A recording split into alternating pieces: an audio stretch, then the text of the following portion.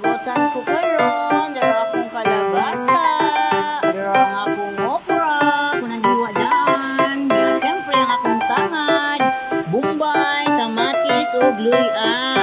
Yan na po ko'y presko kay nagbati, anay